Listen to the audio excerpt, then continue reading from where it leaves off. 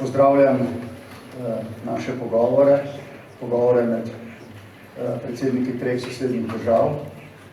Mislim, da je danes bolj kot kadarkoli, pa sicer mislim, da vselej, zelo pomembno, da imamo sosedje odlične odnose, da se razumemo, tudi takrat, ko se morda ne strinjamo, da si prizadevamo za ureditev odprtih vprašanj, da znamo živeti tudi s počnim, ki morda ni urejeno takoj in tako, kot pričakujemo, da si prizadevamo za razumevanje med ljudmi, ki jih predstavljamo, in da izmenjujemo mnenja o vprašanjih, ki zadevajo širšo skupnost, evropsko in zahodno in svetovno.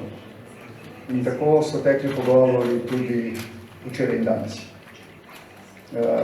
Naj še enkrat rečem, dobro je imeti prijatelje po vsem svetu, najbolj pomembno pa je, da imate za soseda prijatelja in zato se je potrebno prizadevati in se truditi in v tem kontekstu videti, tako rečem.